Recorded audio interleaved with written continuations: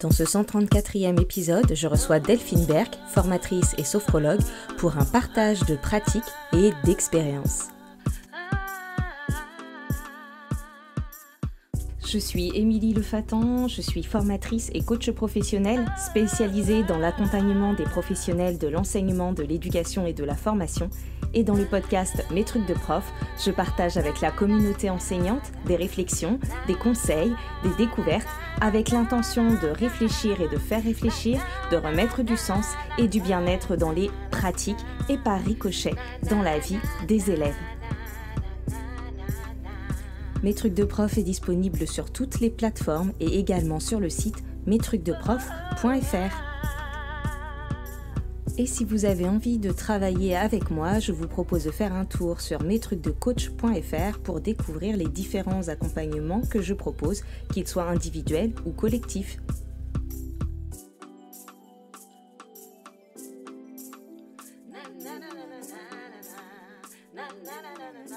Donc bonjour à toutes et à tous.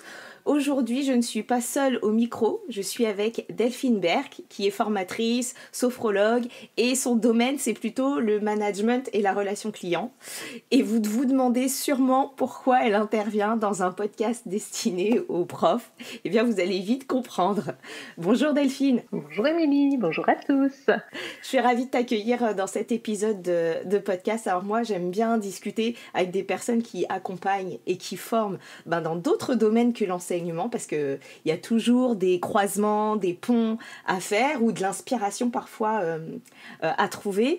Et toi, en plus d'être multicasquette, tu as aussi une expérience dans l'enseignement. Tout à fait. J'ai enseigné pendant 1 an, l'année du Covid en fait, puisque je fais de la formation depuis une dizaine d'années maintenant, donc formation en entreprise. Et l'année du Covid, étant donné que tout a été à l'arrêt, il a fallu trouver d'autres alternatives. Et vu que par le passé, j'ai fait des études d'histoire, je me suis dit, tiens, l'enseignement, c'était une période où, comme encore maintenant, malheureusement, je crois, ils recherchaient beaucoup d'enseignants. Donc, j'étais enseignante en histoire géo pendant 1 an. Et ce qui est intéressant, c'est que tu vas pouvoir, vu que tu avais déjà fait un peu de formation, qu'en plus tu es sophrologue, il y a plein de choses, des liens à tirer et à faire. Et donc on va voir ensemble, finalement, qu'est-ce que ton expérience de formatrice a eu comme impact, ou qu'est-ce qu'elle t'a apporté cette année, là où tu as enseigné, et peut-être qu'est-ce que tu as pu transposer de l'un à l'autre. C'est vrai que forcément, je suis arrivée dans l'enseignement avec quand même ma vision de la formation, avec l'envie de transposer des choses. C'est vrai que, alors moi, j'intervenais auprès de CAP, donc ils avaient entre 15 et 18 ans, on va dire. C'était pas des tout petits, donc c'était, j'ai l'impression peut-être plus simple. Je sais pas, j'ai jamais eu de petits, donc c'est difficile à comparer, mais en tout cas, ça m'a pas paru être insurmontable avec des ados. J'ai des ados aussi à la maison, donc je t'avouerai que j'arrivais à faire des liens et par rapport aux youtubeurs, aux jeux vidéo de mes enfants, j'arrivais à créer comme ça des connexions avec les ados que j'avais avec moi. Par rapport à la formation, moi, ce que j'ai beaucoup transposé, c'est vraiment le fait de les rendre acteurs. C'est-à-dire que tout ce qui était des choses comme par exemple le World Café, je sais pas si ça te parle ou si je l'explique rapidement. En fait, moi ça me parle, mais je pense que c'est bien d'expliquer. Ouais, j'explique. En fait, le World Café, c'est un système d'atelier où alors on peut utiliser des outils digitaux, mais on peut le faire avec un bon vieux paper. On prend plusieurs feuilles de paper, on sépare la classe en sous-groupes. Et en fait, on va utiliser un timer et chaque sous-groupe va aller interagir sur un paper. Je l'avais utilisé sur la thématique du harcèlement, puisqu'on avait voulu participer à un concours sur le harcèlement scolaire. Et donc, alors, je sais plus exactement quel paper portait quelle thématique, mais par exemple, il peut y avoir une thématique, qu'est-ce que c'est le harcèlement? Donc, il y avait un sous-groupe qui commençait à travailler dessus. Une autre thématique sur pourquoi est-ce qu'on harcèle, qui peuvent être les personnes harcelées, etc. Et donc, chaque paper a une thématique. On va pouvoir donc pendant une durée déterminée à l'avance laisser chaque sous-groupe sur chaque paper, et puis une fois que le timer sonne, hop, on va changer de paper. Et l'idée, c'est que chaque sous-groupe va aller enrichir le paper initial. Et c'est vrai que ça marchait plutôt bien.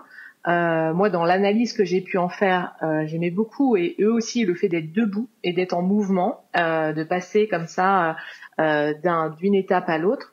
Ce que je trouvais aussi hyper intéressant, c'est que je trouvais qu'ils étaient concentrés et attentifs aux autres finalement. Alors c'était plutôt intéressant en plus dans la thématique du harcèlement, parce que c'était une thématique pas juste imagée dans cette classe, hein, on était confrontés à cette situation, donc c'était intéressant aussi par rapport à ça. Et le fait de, avant de compléter le paper de l'équipe précédente, de pouvoir déjà prendre connaissance de ce qui s'était dit et d'essayer d'aller dans l'amélioration ou dans la contradiction. Et je trouvais que c'était intéressant parce que tout le monde devait participer, chacun pouvait prendre position, et il y avait ce côté voilà amélioration continue qui était hyper intéressante. Donc c'est vrai que j'avais assez fréquemment je réutilisais ce type d'atelier parce que en plus de les mettre debout en mouvement, parce que c'était des élèves qui étaient très turbulents, voilà, ils avaient besoin d'être dans le mouvement et dans l'action, donc je trouvais que c'était hyper pertinent pour eux. Et tu vois, le World Café, je l'utilise aussi souvent en formation, et je pense que d'ailleurs les enseignants qui nous écoutent en ont sûrement déjà vécu un, eux, en tant que formés ou que stagiaires, oui. Mais on ne pense pas forcément à le réutiliser dans la classe. Et j'y vois aussi, pour compléter ce que tu disais, le fait d'être dans une activité collaborative et de ne pas être tout seul devant sa recherche.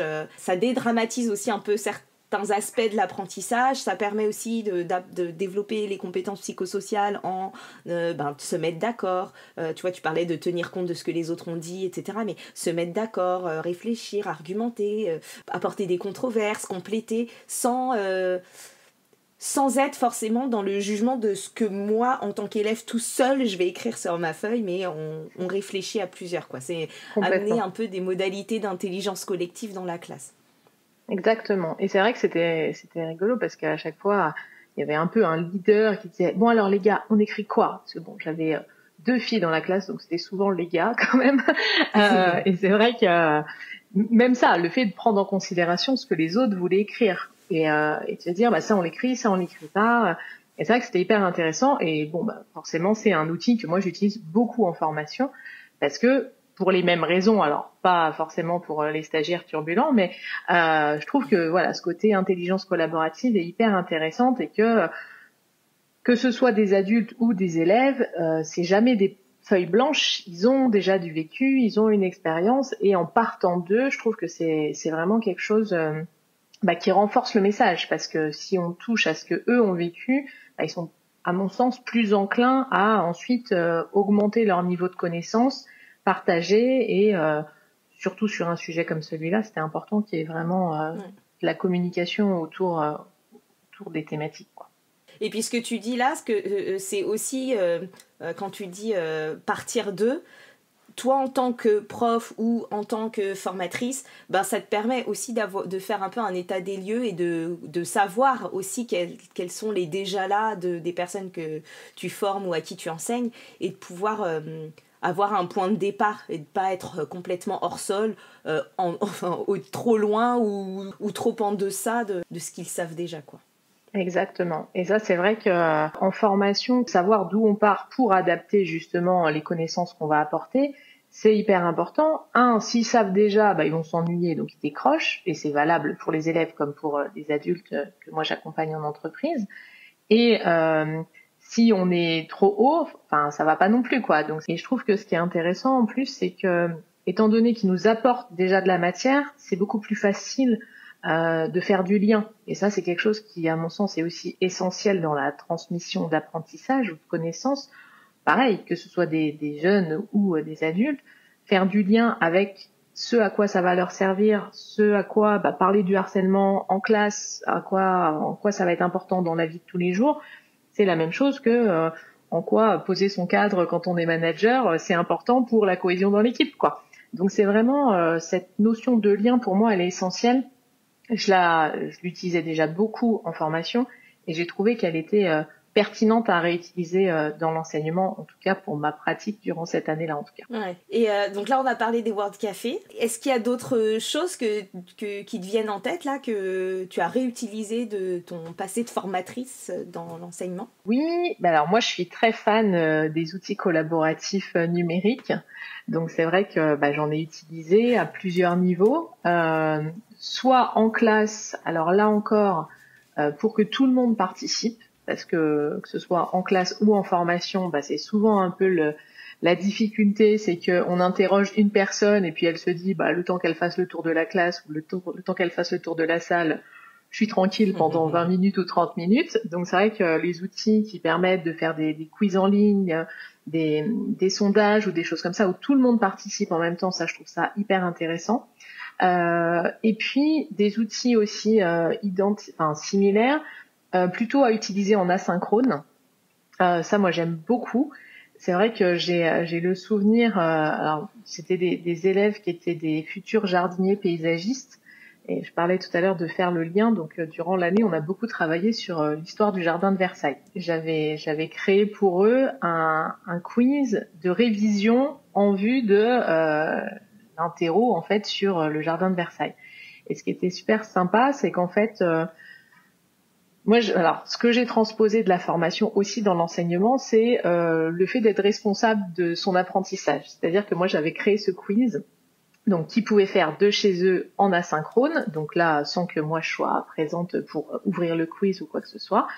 J'avais donc créé cet outil avec beaucoup de contenu de ce qu'on avait vu durant la période.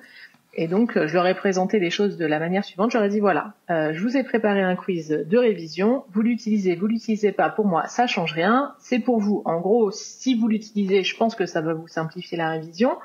Maintenant, si vous ne l'utilisez pas, il y aura zéro impact, hormis pour vous, où ce sera peut-être plus dur, quoi. Alors très clairement, on va pas se mentir que c'était des élèves, si déjà ils révisaient un peu, on était contents. Donc là, voilà, il y avait vraiment ce côté, essayer de les amener à prendre plaisir, à monter en compétences. Et alors, ce qui est très rigolo et qui m'a fait plaisir, c'est que je voyais les stats en fait du quiz et je voyais qu'ils se connectaient. Et en fait, j'ai commencé à voir les bons élèves venir, donc avec des résultats plus ou moins bons. Et puis, probablement qu'ils ont dû en parler entre eux, parce que j'ai commencé à voir ceux qui étaient plus niveau moyen, qui ont commencé à venir, et puis qui ont commencé à se challenger avec les meilleurs, parce qu'on voyait qui avait fait quoi. Donc, un tel avait fait 80%, l'autre passait à 81%. Enfin, il y avait une espèce de course comme ça. Et puis, au bout de quelques temps, je sais plus, j'ai dû laisser le truc ouvert une quinzaine de jours, j'ai vu les élèves qui, au départ, je pensais pas qu'ils allaient venir, mais qui ont commencé à venir aussi et qui ont commencé à challenger les autres. Et c'était marrant de voir cette course à la gagne, en fait, alors que, moi, j'ai juste dit, je vous donne le questionnaire, vous le faites pas. Et en fait, il y a eu une émulation entre eux qui était hyper intéressante.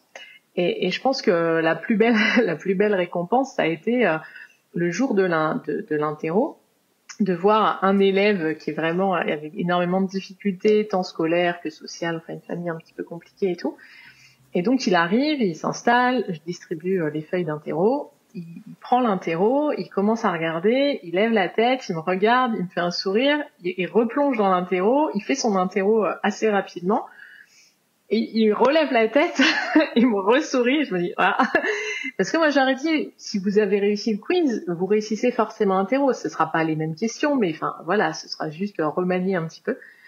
Et donc, en sortant, il me dit, Madame, vous pourrez toujours nous faire alors en l'occurrence, c'était caout à l'époque, des caouts pour réviser.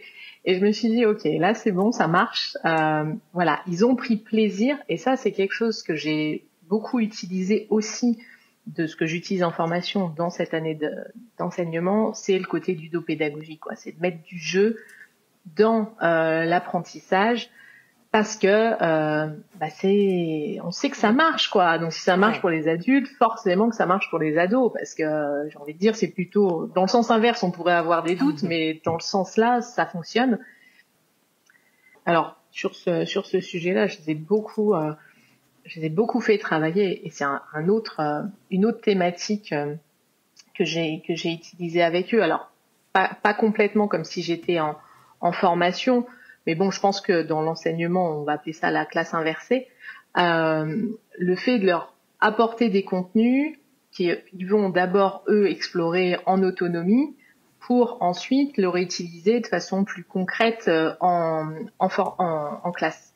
Et c'est vrai qu'en formation, on va parler du blended learning, le fait de mélanger les modalités de formation, que ce soit des choses, par exemple des vidéos ou des contenus écrits que l'apprenant va pouvoir découvrir en autonomie, pour justement capitaliser sur le temps présentiel avec le formateur et avec le reste du groupe pour faire des analyses de cas, des mises en pratique, ce genre de choses.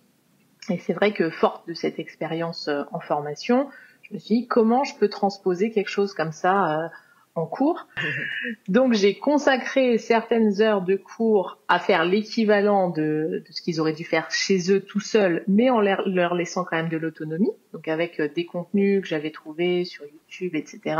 Donc j'avais quand même fait des trames de questionnaires pour les aider à les orienter dans ce que j'attendais qu'ils extraient de ces contenus-là, tout en, là encore, partageant la classe pour que l'idée, dans ma vision, c'était d'avoir un grand pulse, en fait, que chacun détienne une pièce du pulse. Donc ça, c'est ce qu'on a fait au début, avant d'arriver à Kahoot et tout ça.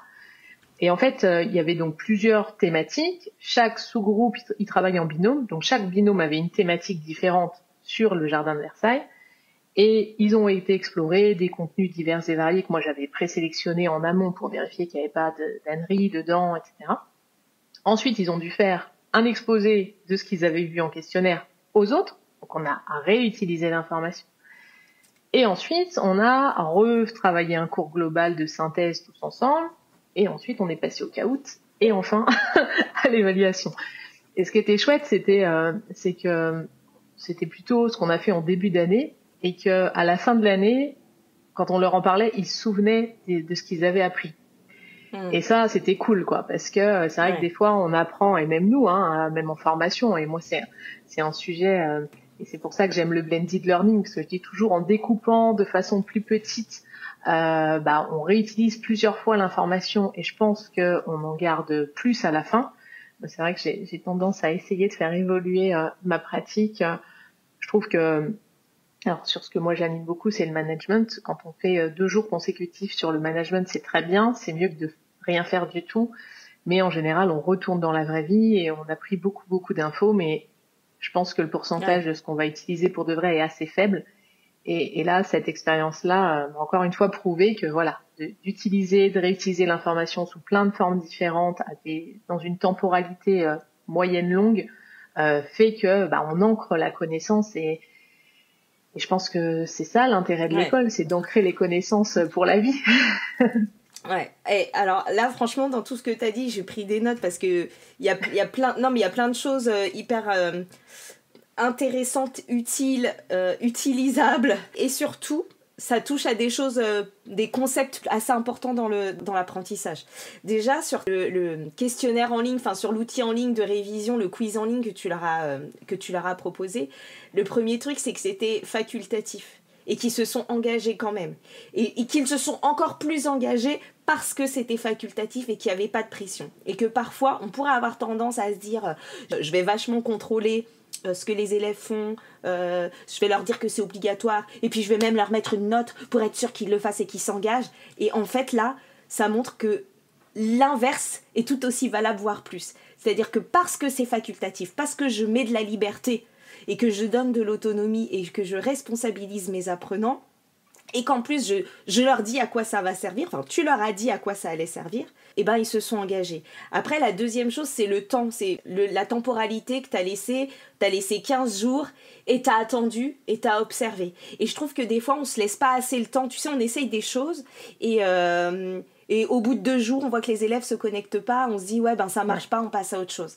Et là, en fait, t'as fait confiance au processus, t'as laissé les choses se faire, et logiquement, les premiers qui sont venus, c'est les élèves qui ont le plus les codes et qui ont envie et qui sont le plus en réussite, et petit à petit, les leviers du jeu, le challenge, l'attrait pour l'outil, l'aspect numérique a fait son boulot, et les élèves, ils sont venus petit à petit.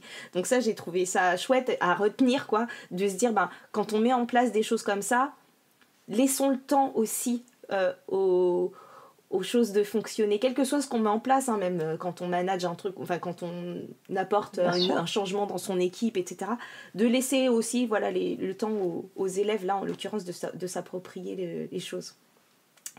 Et puis, le numérique, ça a ses limites, mais ça a aussi des côtés hyper pratiques, là, de pouvoir faire les choses à distance, quand les élèves sont prêts. Donc, t'as mis ça à leur disposition, ils pouvaient le faire chez eux, mais c'était quelque chose qu'ils pouvaient tous faire, qu'elle allait les aider, avec ce challenge sain aussi. Enfin, c'est pas de la compétition pour mettre les élèves en compétition, c'est juste le côté sympa de la compétition qui leur a donné envie, qui a créé un peu d'émulation dans le groupe et qui leur a donné envie de se dépasser et d'essayer d'aller plus loin, quoi.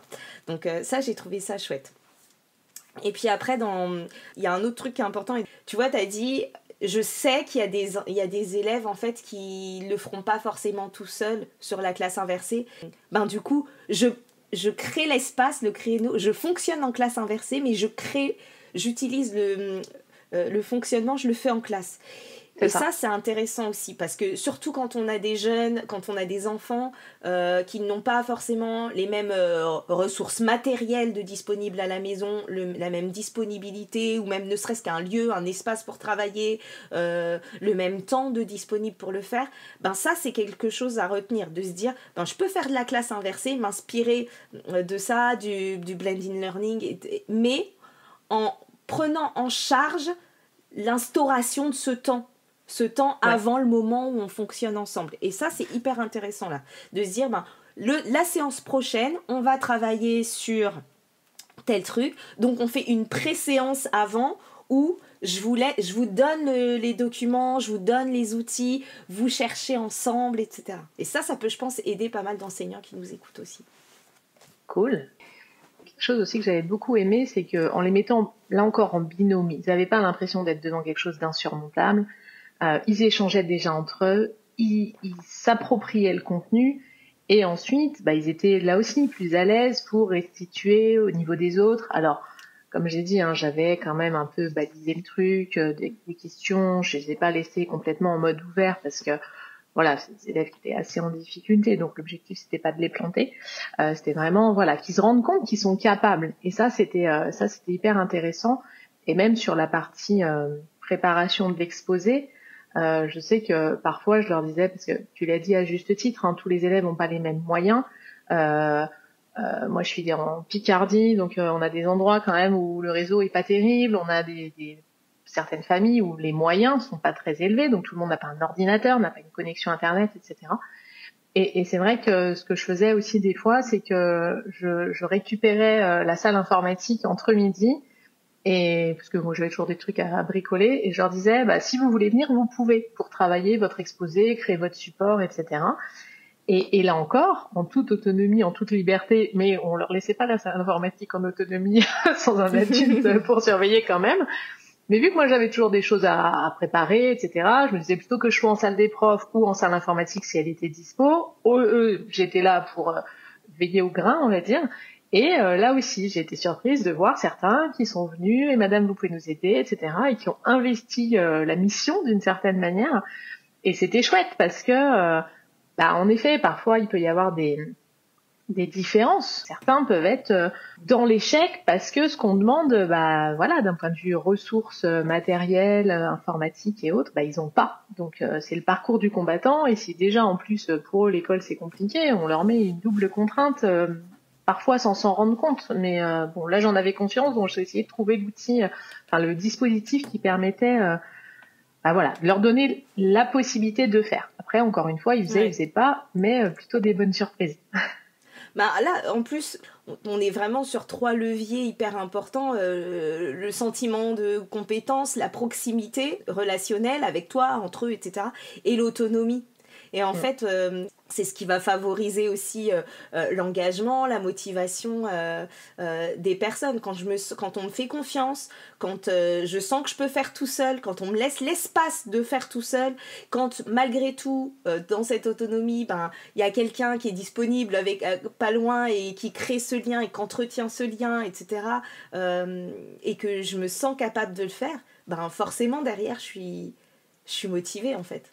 C'est ça. Et tu vois, là, j'ai un exemple qui me revient en tête et qui était rigolo. C'est un des élèves donc, qui était plus en difficulté. Un jour, il vient sur le temps de midi et il me dit ouais, mais madame, quand même, j'aimerais quand même aller jouer au ping-pong. Je dis bah, t'as le droit. Il me dit mais si je viens, je dois rester toute l'heure. Je dis bah non, c'est facultatif. Donc si tu veux venir un quart d'heure et que tu veux ensuite aller faire une demi-heure de ping-pong, prendre l'air, voilà, tu fais comme tu veux. Et il me dit ah bon. Tu vois, il était limite choqué de dire ah si je m'engage, c'est pas pour l'heure complète. Bah non, déjà tu viens quand. Enfin, voilà, moi je suis là, tu viens, tu sors, tu repars, tu laisses juste la place propre, c'est tout ce que je te demande. Et en fait, c'était marrant de voir que, en effet, voilà, laisser le cadre très ouvert, parce que je leur disais mais c'est si vous voulez, c'est toi qui gères ton temps. Et c'était rigolo parce que tu voyais que c'était pas du tout habituel, quoi. Et en formation, on est pareil. Enfin, moi, en formation, je dis toujours aux gens, voilà, quand il y a un temps entre deux jours de formation, je leur dis, voilà, qu'est-ce que vous allez faire? C'est quoi votre plan d'action? Et votre plan d'action, c'est vous qui le décidez. Donc, vous mettez pas un truc insurmontable si vous savez.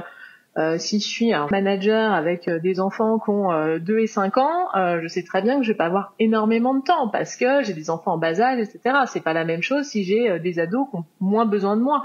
Donc forcément, je vais pas créer le même plan d'action. Mais si le plan d'action que je me crée, j'arrive à le tenir, je vais avoir de la fierté et les petits pas que j'aurais quand même mis en place font que j'aurais envie de poursuivre. Alors que si je me mets un plan d'action de dingue et qu'en arrivant, je suis toute penaude en me disant bah j'ai rien fait Delphine, bon bah finalement, je vais me dire que à quoi bon quoi. Ouais. Donc moi, comme je dis toujours, un petit pas et un petit pas, je préfère qu'un grand saut qu'on fait pas parce que on sait qu'on n'y arrivera pas. Ouais. Et c'est dans le respect de ses besoins. C'est parce que t'es aussi quelqu'un, sûrement aussi grâce à ta casquette de sophrologue, qui a réfléchi à cette question-là du respect des besoins de chacun. Et donc de pouvoir avoir cette souplesse. Parce que t'as dit tout à l'heure laisser le cadre ouvert. Mais quand on dit laisser le cadre ouvert, c'est qu'il y a quand même un cadre. C'est pas tout et n'importe quoi. C'est avoir un cadre, mais laisser cette ouverture et cette souplesse, cette flexibilité pour que chacun puisse trouver sa place ou ce qui lui convient en fonction de ce qu'il est, de ce dont il a besoin, tu vois, d'aller faire sa petite demi-heure de tennis de table, etc. Mais tout en étant quand même dans un cadre qui est offert, quoi. C'est ça, cadre ouvert, mais en effet, il y a déjà un cadre au départ. Et là, pareil, le cadre était différent entre on est en cours officiel, obligatoire, etc.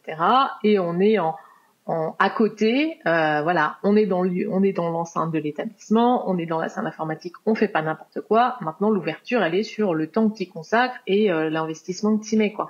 Et c'est vrai qu'en fonction, voilà, on évalue et puis on fait évoluer les choses. Tout comme, voilà, je pense que moi, durant l'année-là, en tout cas, le cadre, il n'était pas le même au début et en fin d'année parce qu'il y a une confiance qui s'installe, il y a des jalons à poser en début d'année où on va peut-être être un peu plus strict, on va dire. Et puis une fois que voilà, le cadre est instauré, qu'il est respecté, bah on peut lâcher sur certaines choses parce que ça reste dans un échange. Exactement.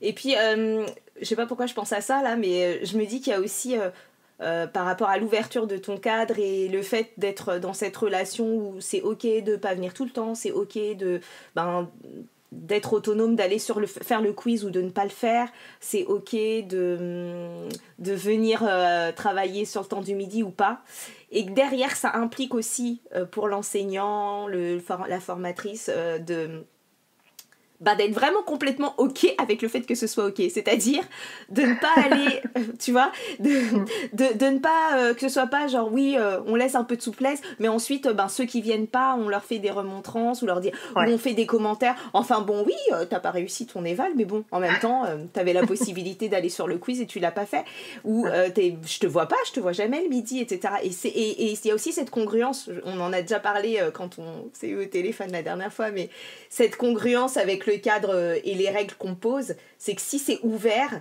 si c'est cadré et ouvert, c'est cadré et ouvert. Il ne faut pas oublier que ça reste ouvert.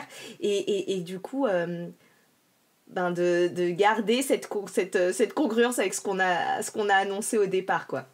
Et ouais, c'est...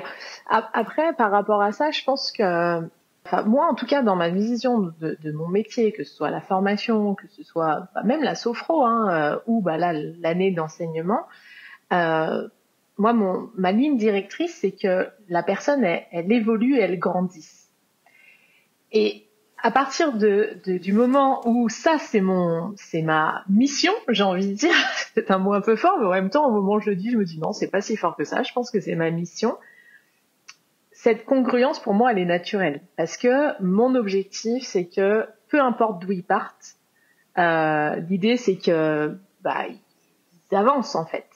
C'est-à-dire, ils s'améliorent peut-être pas, qu'au moins ils progressent et ils grandissent. C'est vraiment ce terme de grandir, je crois que je l'ai gardé. Et à partir de là, j'aime ce côté responsabilisation t'y vas. En fait, c'est pour toi. C'est pour toi que t'y vas. Moi, dans l'absolu, alors je rentends des profs qui disent de toute façon moi mon bac je l'ai déjà et j'aimais pas ça à l'époque, mais c'est un peu ça que je vais dire quand même, c'est que moi mon métier je l'ai. T'as envie d'avancer, moi je suis là pour t'aider à avancer. Tu veux pas avancer, avance pas. Qu'est-ce que tu veux que je te dise, quoi? Alors c'est vrai que dans l'année d'enseignement, on a un peu plus de responsabilité sur le fait qu'ils avancent. En formation, alors moi j'ai pas de sujet. Quelqu'un qui est là, qui à la fin de la formation n'en retire rien, parce que la personne est en mode j'ai pas envie, etc. Ok mec, c'est ta vie, quoi. Enfin, tu vois, il y a un côté aussi. Soit tu te saisis des choses et en tant que formatrice, c'est quelque chose que moi j'ai déjà vécu, des personnes qui arrivent en formation. Dans la formation en entreprise, les gens ont pas toujours envie de venir. Moi j'ai déjà vécu des situations où il y a des déploiements et en fait on dit voilà, cette année on vous forme sur ça et t'y vas et point barre, quoi. Et c'est vrai que là encore, la notion de sens, elle est importante parce que quand les RH, les managers sont engagés dans le processus de formation des salariés et que on dit tiens, tu vas aller en formation, pourquoi t'y vas, c'est quoi l'intérêt pour toi, pour l'entreprise, etc. Encore cette notion de sens qui est hyper importante. C'est pas la même chose que quand on dit à un salarié t'as vu tes horaires, ils ont changé, mardi matin t'es en formation, c'est une formation de quoi? Oh je sais pas, c'est un truc parce que ça arrive parfois, c'est pas la norme mais ça arrive. Et très clairement, quand on est dans ce cas-là, j'ai parfois des gens qui arrivent en formation, alors si tant est qu'en plus ils viennent de Pétaouchnok, qu'ils ont dû se lever à 5h du mat et qu'ils sont pas du tout motivés à venir, qui arrivent et qui font la tête, quoi. Ouais, de toute façon, moi on m'a dit de venir, je sais même pas pourquoi je suis là, et patati et patata.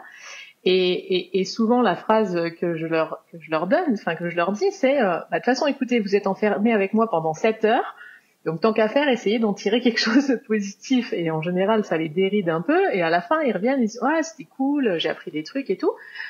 Mais là encore, soit je peux dire cette non-congruence de vous êtes là, et pourquoi vous êtes là, et patati et patata. À ce moment-là, fallait pas vous inscrire et rentrer dans un espèce de truc un peu chiant où en fait ils ont pas le choix de toute façon, donc ils étaient pas acteurs dans la décision. Ou alors on prend ça un peu à la dérision en disant de toute façon je vais vous séquestrer pendant 7 heures, autant qu'à faire, autant faire.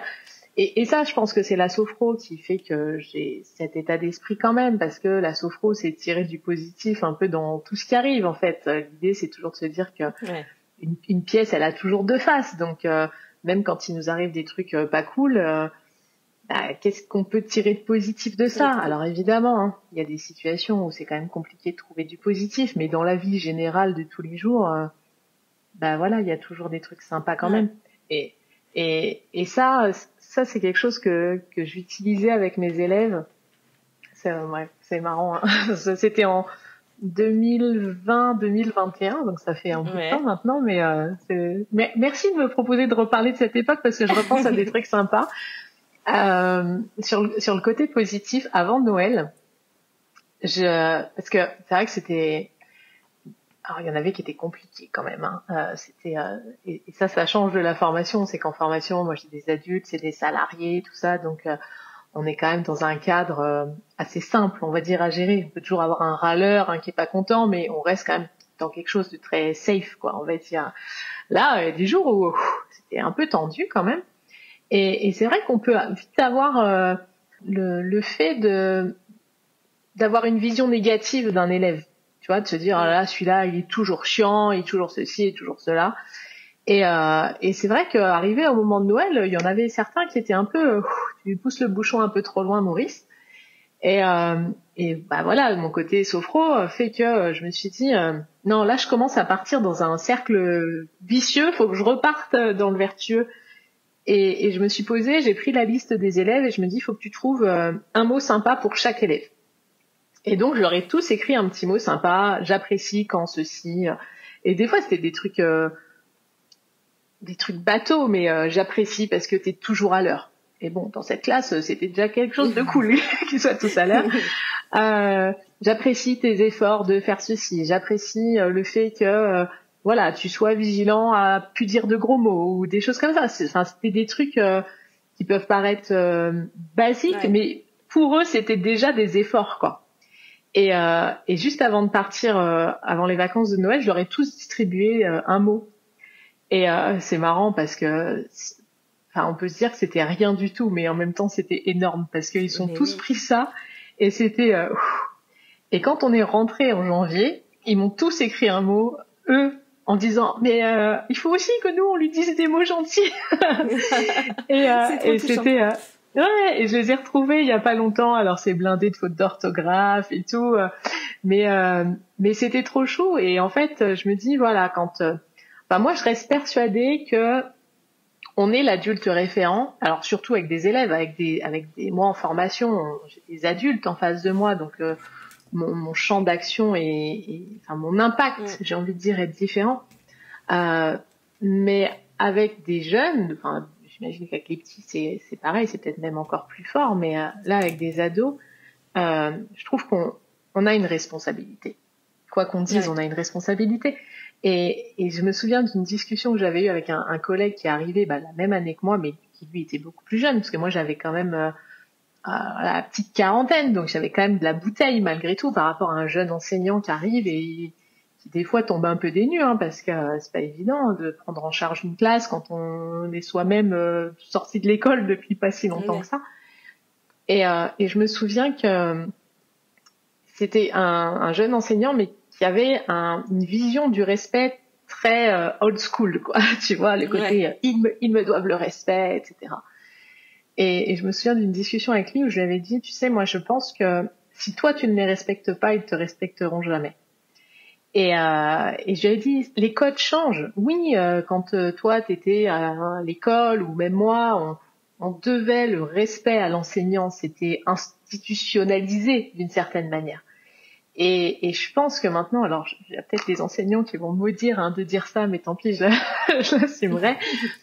Je pense qu'aujourd'hui, avec les générations qu'on a, et on le voit, enfin moi je le vois beaucoup dans le monde du travail aujourd'hui, les jeunes qui arrivent sur le marché, on est vraiment sur quelque chose de gagnant-gagnant, quoi. Il y a vraiment cette notion d'équilibre, et s'il y en a un qui joue pas le jeu, et ben ça marche pas. Et je pense que dans l'enseignement aujourd'hui, on est sur la même chose. Alors c'est pas facile, parce que c'est de se dire, attends, d'où moi je dois les respecter avant que eux me respectent. Mais je pense qu'une fois que on a enclenché ça, c'est bon, quoi. S'ils nous font confiance, le train il est sur les rails. Et dans ce que tu dis, sur le côté gagnant-gagnant, c'est-à-dire qu'on est gagnant-gagnant, on est gagnant aussi à faire ça. Tu vois, parce que ça décharge aussi de cette... Parce que quand on dit que ils nous doivent le respect, que le cas, il y a une espèce de pression aussi qu'on se met à nous, être complètement hyper contrôlant et garant de tout le cadre, et de tout savoir, et de tout régler, et de tout réguler, et de tout apporter comme réponse. Quand on horizontalise un peu cette relation et qu'on est dans du gagnant-gagnant et que les deux peuvent apporter des choses et qu'on modélise le respect auquel on aspire, voilà, en fait c'est vraiment ça l'idée, c'est d'être dans du gagnant-gagnant et pas ce fantasme que les choses s'inversent. Ça se rééquilibre, ça ne s'inverse pas. Donc ouais, moi en tout cas j'assume avec toi le propos. Il y a vraiment un gain de tous les côtés et sous tous les aspects à incarner ce qu'on dit, à remettre de l'horizontalité dans cette relation, mais dans toutes les autres relations aussi, à se dire que voilà, on respecte autant qu'on doit être respecté. Et en même temps, ça paraît, tu sais, quand on dit ça paraît être une la palissade, tu vois, oui, on enfonce des portes ouvertes. C'est pas si facile que ça à incarner au quotidien. Non. C'est pas si facile que ça. Et dans ce que tu disais tout à l'heure, il y avait un autre truc que je voulais souligner. Tu disais que tu t'es vu basculer dans le biais de négativité, en fait. Tu t'es vu à un moment donné, avec la fatigue, les mois qui passent, mois de décembre, et je pense que les enseignants qui écoutent vont sûrement se reconnaître, en tout cas, à commencer à se dire ça va pas, nanana, ils sont comme ci, ils sont comme ci, ils sont comme ça. Et je trouve ça hyper intéressant de se voir faire. Et cet effort que tu as eu, là, pour aller chanter le biais de négativité, se dire, ok, là, je suis en train de partir dans un bad mood, à tout voir en noir et à rendre les élèves responsables de tout, etc. Et en fait, ce petit exercice-là que tu as fait de trouver un petit mot sympa à leur faire, avant même au-delà du fait que tu leur aies donné, déjà de le faire pour soi, de se dire... j'essaye de voir les élèves autrement, je change de regard, ça change tout.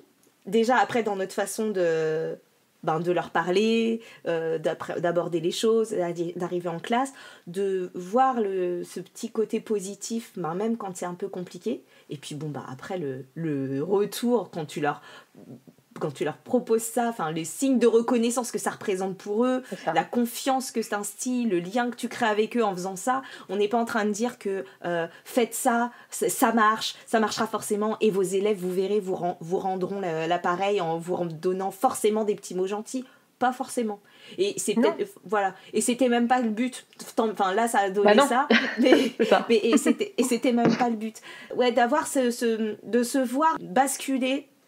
Je trouve que pour son humeur à soi, pour durer dans son année, être capable de se poser et de se dire, ok, je vais forcer le positif à revenir là dans ma vision, dans mon humeur. Je vais aller le chercher, je vais le convoquer, je vais l'écrire, etc.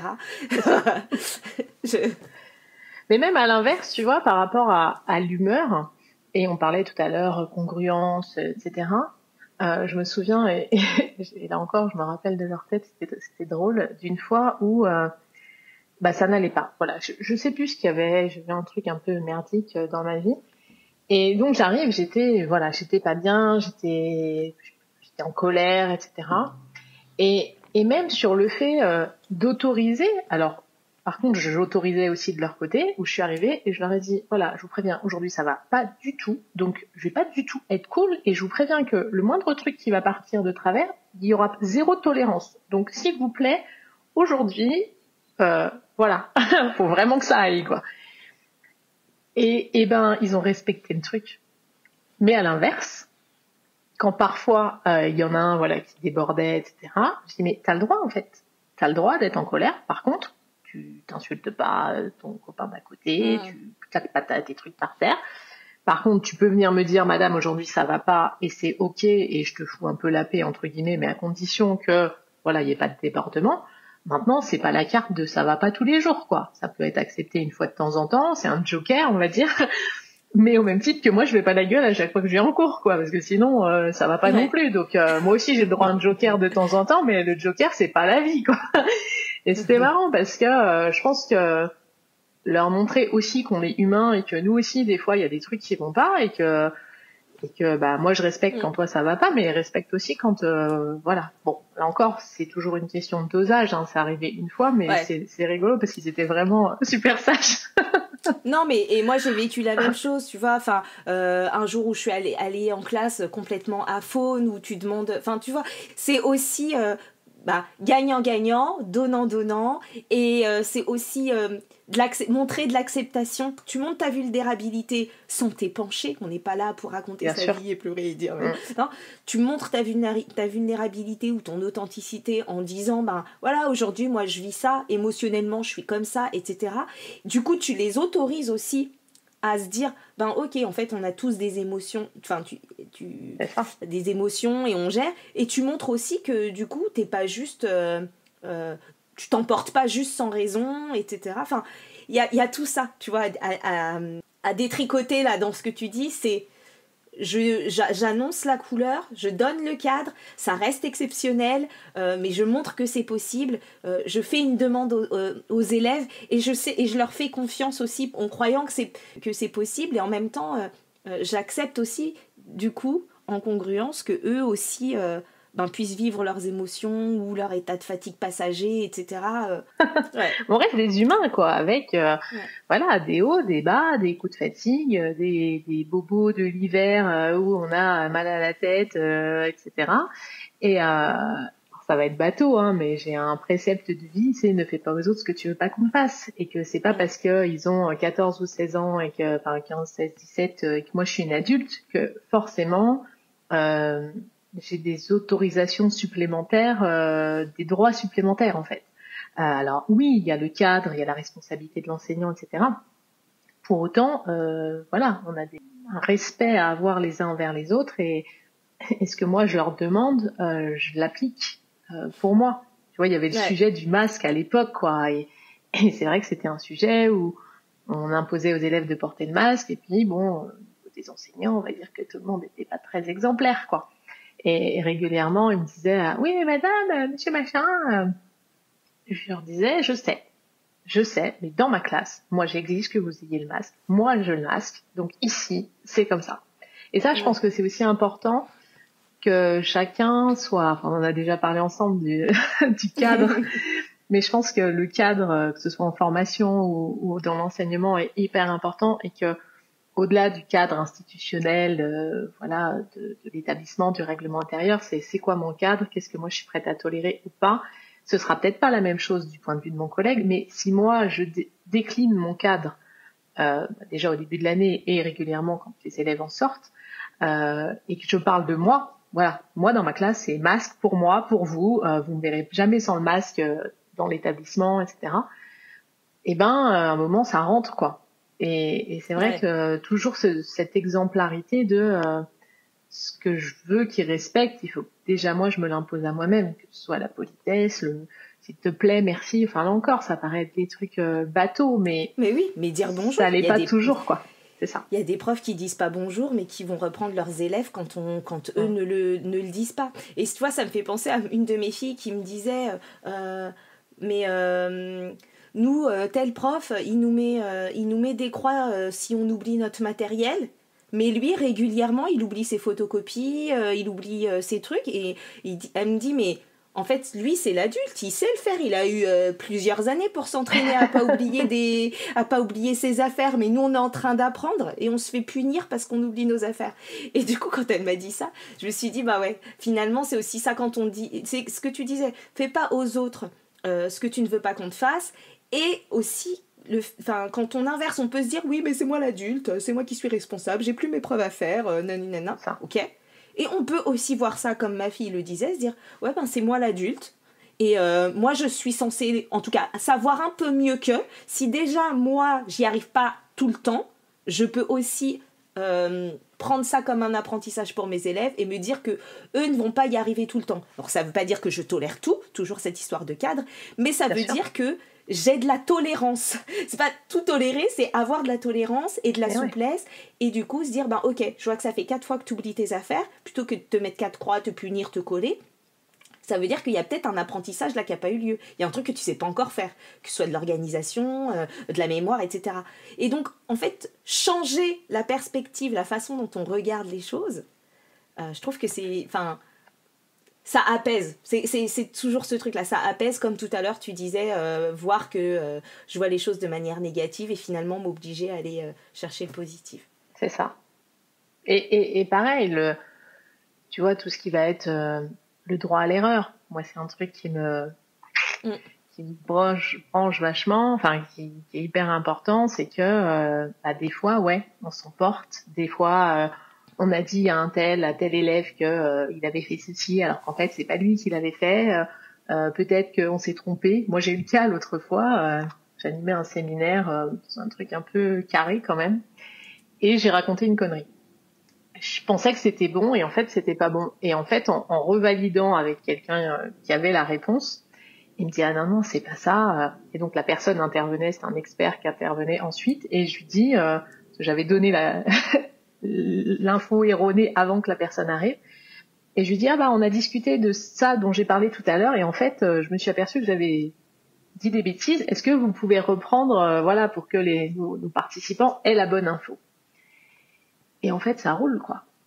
Tu vois, j'aurais pu dire, non, je dis rien, tant pis, partiront avec la bonne info, c'est pas grave, ils s'en souviendront. Non, mais tu vois, ça pourrait être ça, quoi. Vous dire, non, moi, j'ai jamais dit ça. Bah non, en fait, parce que on peut tous se tromper. C'était pour voir si vous suiviez. Ouais, c'est ça. Bon, ça, c'est la petite pirouette, c'est marrant aussi, mais c'est vrai que, ou je sais pas, ouais, voilà, j'ai oublié les copies. Je suis désolée, je devais vous les rendre. Ça arrive, en fait, ça arrive. Mais en effet, si moi je les oublie, je vais pas faire une affaire d'état d'un cahier oublié, quoi.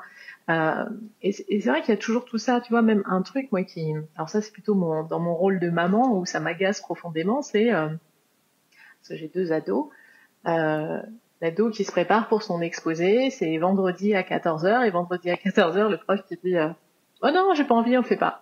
Ouais, mais il est prêt, lui. Lui, il est prêt, il a engagé du temps, tout ça. Et en fait, non. Ça, moi, je suis pas d'accord, quoi. Et je trouve que c'est hyper difficile parce que je pense que si on transposait, qu'on disait, tiens, il y a, je sais rien, l'inspecteur qui passe vendredi à 14h et qui se pointe pas et que finalement ce sera dans 2 mois, c'est pour vendredi à 14h qu'on s'est préparé à l'inspection, pas pour dans 2 mois. Et à chaque fois, voilà, il y a ce côté, voilà, essayons de faire ce que nous on aimerait si c'était nous, quoi. Et ça, je pense que ça aide beaucoup à changer de regard, à être peut-être plus attentif sur certaines choses. Ça veut pas dire qu'on est parfait, parce qu'on se trompe, on oublie comme tout le monde. Pour autant, quand c'est l'autre qui se trompe et qui oublie, voilà, si ça fait 5 fois et qu'il y a un peu soit un problème d'apprentissage, soit un peu du foutage de gueule, ça peut peut-être arriver aussi, on va agir différemment. Mais voilà, analysons et mettons pas tout le monde soit dans le blanc, soit dans le noir, parce que des fois, la vie, c'est pas juste binaire, quoi. Exactement. Finalement, on a balayé pas mal de sujets. Est-ce que tu vois des choses de tes différentes expériences que tu aimerais encore partager, ce qui pourrait servir aux auditeurs et auditrices qui enseignent? Alors, un autre sujet, moi, qui me tient énormément à cœur et qui est transverse, c'est le fait que, je dis toujours, pour être bien avec les autres, il faut être bien avec soi-même. Je pense que c'est quelque chose qui m'a servi, c'est que faut déjà prendre soin de soi, être bien soi-même pour être bien avec les autres. Et ça, on a tous une responsabilité dans notre bien-être. Alors évidemment, selon les situations, il y en a pour qui c'est plus compliqué que d'autres, mais je pense que d'avoir une vision positive des autres, d'essayer en tout cas d'avoir l'envie d'être là. Comme je disais, moi je pense que la mission quand on est enseignant, quand on est formateur, c'est d'aider ceux qu'on accompagne à grandir.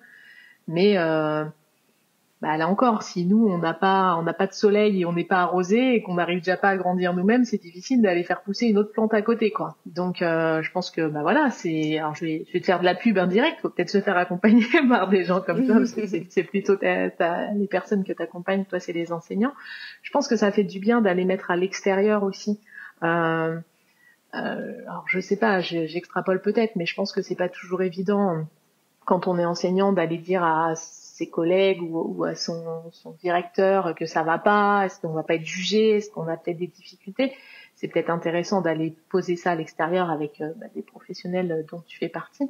C'est intéressant d'apprendre à gérer soi-même ses émotions, son sommeil. C'est vrai que les enseignants, on sait qu'il y a de la préparation et tout, donc des fois on rogne un peu sur les temps de repos. Et que pour autant c'est quand même essentiel pour justement être en forme au niveau émotionnel, au niveau physique, d'avoir le temps de s'aérer, etc. Et je pense que tout ça se transpose aux personnes qu'on accompagne. Si on a la pêche, si on a le sourire, si on veut dire, il y a déjà 15% du boulot qui est fait, quoi, parce que on donne envie aux autres de nous suivre, de les embarquer. Et je pense que ça c'est hyper important. Ouais. Après, voilà, il y a des moments, c'est sûr que au mois de décembre, avant les conseils de classe, on a peut-être un peu moins la pêche qu'au mois de mai, quand il fait beau et qu'il y a des grands week-ends. Et ça, c'est valable pour tout le monde. Moi-même, quand j'anime en formation, quand je dois prendre la route et que, comme aujourd'hui, le temps est pas terrible et qu'il y a de la neige, on est un peu moins cool que quand il y a un grand soleil qui nous attend dehors. Mais voilà, on est dans un pays où il y a des saisons. Donc il faut faire avec. Et c'est vrai que Ouais, je pense que ce côté, voilà, prendre soin de soi pour pouvoir prendre soin des autres. Ça, c'est vraiment un truc que j'ai envie de transmettre. Ouais, et je te rejoins parce que ça, pour pouvoir maintenir l'enthousiasme à aller faire ce qu'on fait, c'est hyper important. Et merci pour cette remarque parce que je crois qu'on a besoin de prendre soin de soi et de veiller à continuer d'être enthousiaste et en forme pour pouvoir aller faire ce qu'on fait. Sinon, sinon on va ramer et puis on va pas durer. C'est ça. Et puis je pense que parfois, alors là encore, ça dépend du niveau des élèves, enfin de l'âge, parce qu'avec des tout petits, on improvise rarement une sortie dehors, mais avec des ados, enfin des collégiens ou autres, moi je sais que on est déjà allé faire cours dehors, je les ai déjà sortis des fois, on va faire un tour. C'était des futurs jardiniers paysagistes, donc j'avais la chance d'avoir un superbe parc comme terrain de jeu ils avaient des TP sur place, quoi. Mais de dire on démarre le cours, on va dehors pour l'instant, on va prendre un quart d'heure parce que là il y a trop d'énergie, ça va faire du bien à tout le monde. Et on peut mettre une thématique, on peut réfléchir dehors, enfin le World Café, alors peut-être pas le World Café complet, mais on peut déjà faire un brainstorming dehors 5 minutes en marchant. C'est pas impossible, quoi. Et si finalement ça refait descendre la pression de tout le monde, pourquoi pas? Je pense qu'il y a beaucoup de choses où faut s'autoriser à sortir un peu du cadre. Le revoilà, notre cadre, mais des fois, est-ce que la salle de classe est forcément systématiquement l'endroit où on doit apprendre? Je sais pas, je laisse la question ouverte pour tes auditeurs. Ouais, très bien. Bon, en tout cas, merci beaucoup pour cet échange, Delphine. Je pense qu'il y a plein de choses à tirer finalement. Je trouve que ce qui est beau, c'est comme les choses sont transposables d'un domaine à l'autre, comme ça se nourrit, comme finalement une idée en entraîne une autre. Il y a plein de parallèles à faire entre la formation pour adultes, la sophrologie, l'entrepreneuriat même. C'est le côté humain, quoi. Tout, c'est ça. Tout est lié. Toujours l'humain au cœur. Merci Émilie pour ton invitation, c'était trop cool. Je pense qu'on pourrait parler encore des heures et des heures. Ouais, c'est sûr. Où est-ce que les personnes qui auraient envie, soit de te suivre ou pourquoi pas de conseiller d'autres personnes qui seraient plus dans ton domaine à te suivre, où est-ce qu'ils peuvent le faire? Mais moi, je suis principalement sur LinkedIn, donc à mon nom, Delphine Berck, et donc Berque. Voilà, je suis que sur LinkedIn parce que réseau professionnel, donc c'est là qu'est ma place, on va dire. Et tous les vendredis, je partage ma boîte à outils, donc s'il y a des enseignants que ça intéresse, il y a des choses qui sont transposables, je pense. Puis je parle beaucoup du management et de la relation client, puisque c'est plus ça mon cœur de métier au quotidien. Ouais. Mais effectivement, dans ta boîte à outils, tout le monde peut trouver et transposer, que ce soit les formateurs, les formatrices, directeurs, directrices, enseignants, managers, enfin, quand on a finalement affaire à de l'accompagnement d'humains, d'une manière ou d'une autre, on peut transposer tout ça. Et c'est ce qu'on a vu ensemble. Merci beaucoup. Merci à toi. Merci pour votre écoute. Vous pouvez retrouver les autres épisodes du podcast sur mestrucsdeprof.fr ou sur les différentes plateformes d'écoute de podcast. Pensez à attribuer le maximum d'étoiles pour soutenir le podcast et le rendre plus visible quand c'est possible, notamment sur Apple Podcast ou sur Spotify. Vous pouvez me retrouver sur les réseaux sociaux, notamment sur Instagram, Facebook et LinkedIn. Et vous pouvez également me contacter via l'adresse mail contact@mestrucsdeprof.fr. Vos retours, vos commentaires, vos partages, vos questions sont vraiment précieux. Merci à toutes les personnes qui prennent le temps de m'écrire et d'échanger. Je vous retrouve bientôt pour un prochain épisode et d'ici là, prenez soin de vous. Bye bye.